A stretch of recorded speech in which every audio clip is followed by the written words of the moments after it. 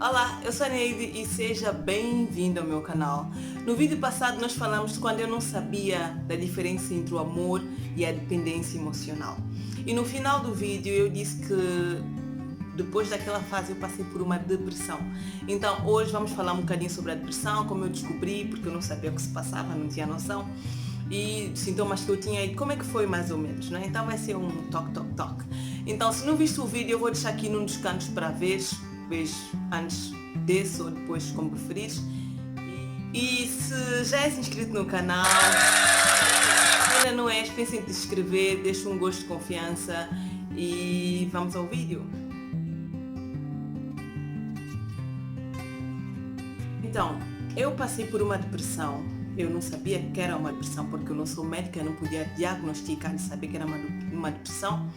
Mas eu simplesmente comecei a me sentir triste, mas não era um triste normal, era um triste mais longo, mais demorado, né? Eu ficava triste, estressada, porque eu estava na faculdade e tinha o estresse da faculdade.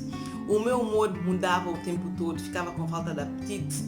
E depois comecei a desenvolver crises de ansiedade, porque eu criava expectativas frustradas. Então comecei a desenvolver crises de ansiedade e comecei a sofrer de insônia. Então, quando eu comecei a sofrer de insônia, isso relativamente começou a afetar a minha produtividade na faculdade e os professores começaram a dar conta, né?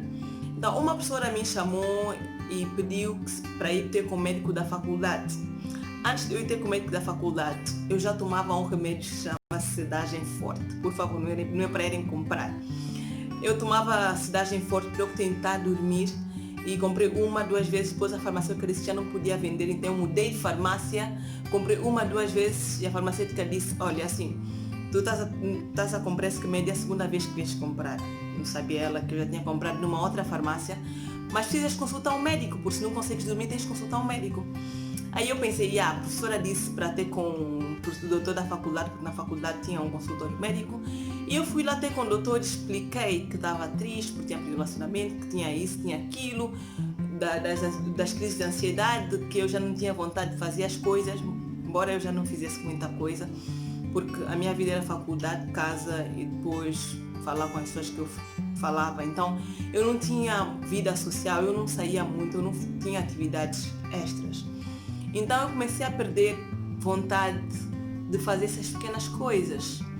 E na época eu já vivia com uma amiga, dividia apartamento com uma amiga, e ela também ia reparando. Hoje ela confessa que ela tinha medo daquela época e não sabia o que ia acontecer, porque meu quarto tinha varanda. Até eu tinha medo quando as coisas foram se agravando, quando eu fui entendendo mais ou menos o que estava a passar. Porque no princípio eu não sabia realmente o que estava a passar, eu só sentia triste, sentia cansada, não tinha apetite, mas para mim era normal, não é? Mas quando aquele triste foi se prolongando, quando o meu humor foi mudando, hoje eu estava feliz, agora daqui a pouco estou triste, e eu era muito pensativa. Então, esse pensar, esse conjunto de coisas foram afetando em tudo, não é? Então foi mais ou menos como eu descobri, com o doutor que tinha a depressão. E depois, claro, ele deu uma medicação e mandou-me fazer aulas de yoga. Eu fui para a aula de yoga e fui para a aula de piano. E foram essas duas coisas que eu fui fazer para tentar fazer outras atividades além da faculdade. A minha amiga naquela época, minha amiga camaronesa Onana, ela me dizia, Neide, tipo, this is white people things, stop with that. Tipo, isso é coisa dos brancos, para com isso. E quando eu me convidava para ir para a yoga comigo, ela também usava comigo. Então era tipo, gosto dali. E as pessoas tiravam-te de tola ou davam-te de fraca. Então tinha medo de falar, tinha medo de me expor, porque as pessoas sempre julgavam. Então eu ficava na minha, afetada na minha e tudo mais. Até eu conhecer um amigo que é o Lucas, e eu estava no centro da cidade a andar com escutadores, eu ficava a andar tipo horas, a escutar músicas tristes, a ficar mais triste ainda. Então ele foi me seguindo, e depois eu entrei para comprar comida e ele também entrou, conversou comigo. E pronto, daí ficamos amigos, e ele era estudante de medicina e ele foi também vendo esse comportamento em mim e foi tentando me ajudar. Eu na altura, eu comia um bolão, aqueles travessas de cornflakes, tipo, e não comia mais, e para acabar aquilo era um problema, não tinha vontade de fazer nada praticamente, e era verão. E foi a primeira vez que eu fiz a minha viagem, a primeira viagem solo que eu fiz foi para o Mar Negro. Fui também sozinha, fiquei um mês a viajar sozinha, depois um casal de amigos foi ter comigo e ficaram também comigo lá. Mas até aí era tudo muito, ninguém pode saber, eu tenho vergonha.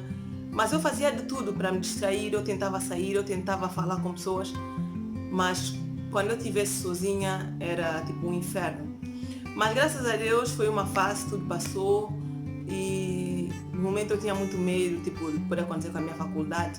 Olha, eu nem queria ir para a graduação da minha faculdade, eu nem queria ir para a sessão de fotos, tipo, tu perdes realmente vontade de tudo. E olha que nessa fase da minha graduação ou da sessão de fotos eu já estava bem melhor, mas mesmo assim não tinha vontade de fazer certas coisas, não é? Então isso é mais ou menos um bocadinho da minha fase depressiva, um bocadinho da história. Foi muito repete, mas pronto.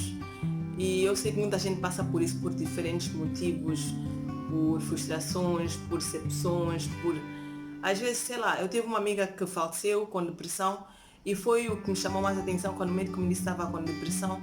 Eu dizia na vitriana, se acontecer qualquer coisa comigo, por favor, chama o Padre Vitor, que era o padre da igreja que tinha na minha rua, a igreja que eu frequentava. Se eu começar a me comportar mal, se uma coisa assim parecida, chama o Padre Vitor. Então foi um momento muito frustrante, um momento de aprendizado. E de novo, a falar com a africana, com a vitriana, desculpa, ela perguntou se eu achava que eu podia voltar a cair numa depressão. Eu simplesmente disse que não sabia, mas que eu acho que não, porque tu acabas por aprender com as tuas fraquezas, com as tuas derrotas. Sabes que não tens controle de tudo, que tu podes fazer tudo e aprendes a te controlar, não é? Muita gente trata por fraqueza, mas não é fraqueza, são coisas que acontece comigo, pode acontecer contigo, acontece com muita gente, e só que temos de procurar um diagnóstico, porque nós não conseguimos dizer se é uma depressão ou não. Às vezes só podes estar triste por algum motivo e não é necessariamente uma depressão. Mas se for ou não sabes definir, não sabes realmente o que é, podes procurar um médico e ele vai fazer o diagnóstico por ti, se é ou se não é, e se for dar o tratamento correto, se precisas de medicamentos, se precisas só de atividades ou de sessões de consulta com ele ou de alguém para conversar no caso, não é? Era tudo que eu tinha para compartilhar com vocês.